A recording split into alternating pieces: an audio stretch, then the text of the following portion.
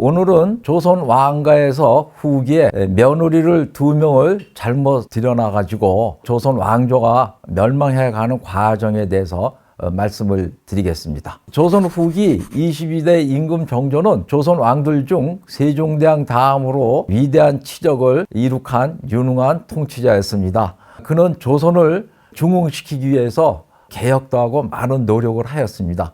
그러나 1800년 그가 죽기 직전에 며느리를 안동 김씨에서 선택을 하였는데, 안동 김씨가 왕비가 되면서 조선의 안동 김씨 외척제도 60년이 시작되었고, 그것이 조선이 멸망으로 가는 길이 되었습니다. 정조는 11세 때 부친 사도제자가 뒤지에 갇혀 죽는 비극을 당했습니다. 그러나 그 비극의 정조는 조부인 21대 영조가 왕권을 강력하게 구축을 해놔서 24세 왕위를 계승한 다음 24년 동안 많은 개혁을 할 수가 있었고 치적을 많이 쌓은 위대한 재앙이 되었습니다.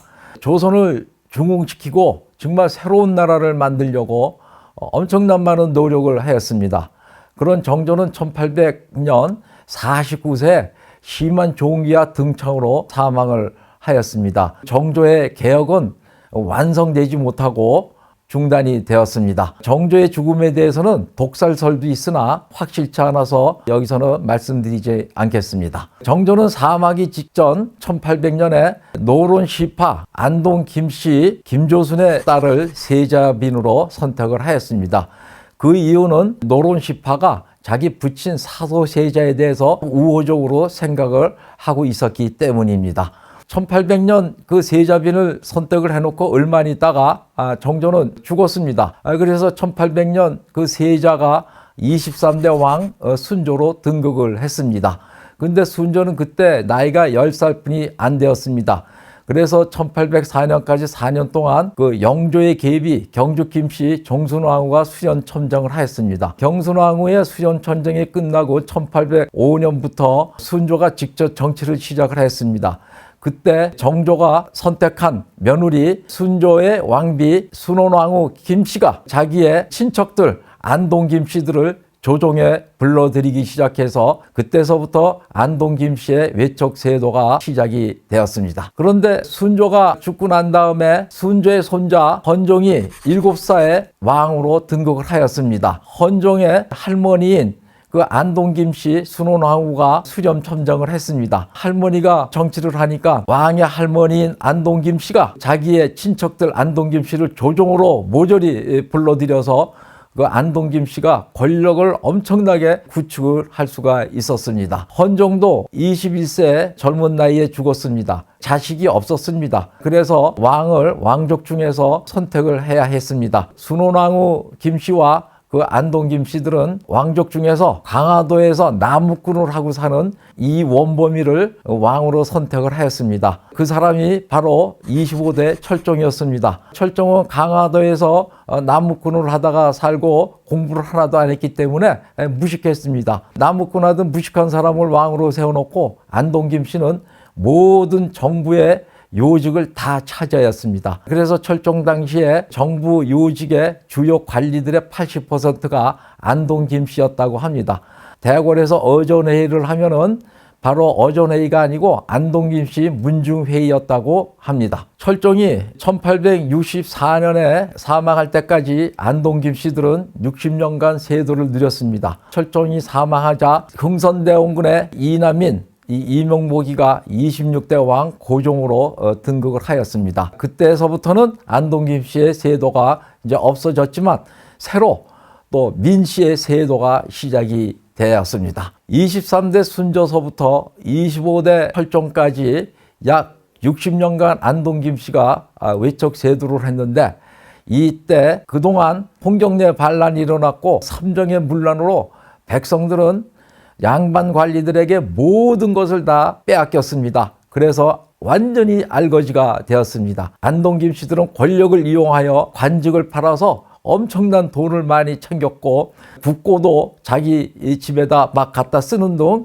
마음대로 하였습니다. 이 조선은 그 안동 김씨들의 부정부패로 인해서 이 망하기 일보 직전에 이르렀습니다. 매간매직에 대해서 말씀드리면 철종 때 영의정은 안동 김씨의 두목 김자근이었습니다.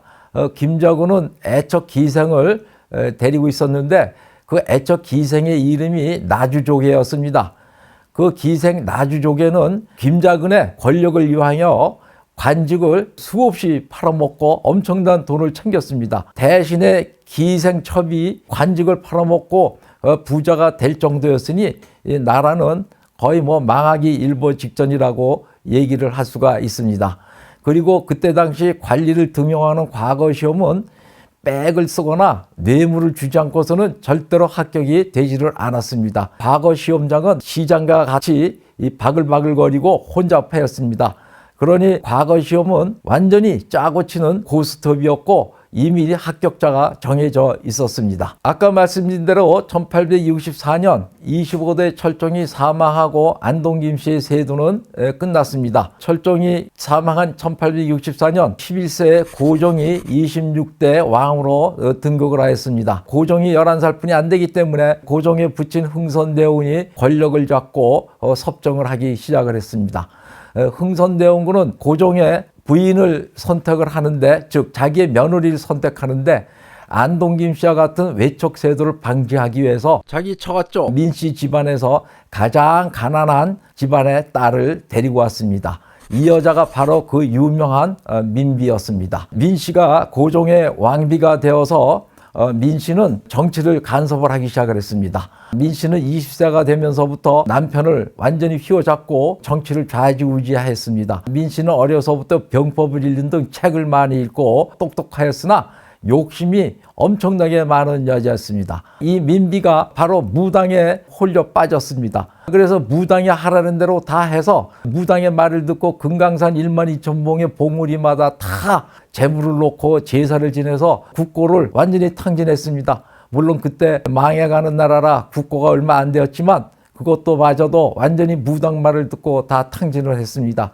그리고 그 무당에게 진령물이라는 높은 자기를 주어서 권력을 이용하여 가지고 벼슬도 팔아먹고 하였습니다. 그리고 민비는 자기 친정 식구들인 영민씨들을 정부 요직에 많이 앉혔습니다. 민씨들도 조정에서 부정부패해 먹고 그러니 나라가 망해가지 않을 수가 없었죠. 그래서 결국 1910년 일본에게 멸망을 당하였습니다. 즉 조선 왕가는 안동 김씨와 영민 씨의 두 명의 며느리를 잘못 들여와서 왕조가 멸망하는 꼴이 된 것이라고 말씀드릴 수가 있습니다. 이것으로 마치겠습니다. 감사합니다.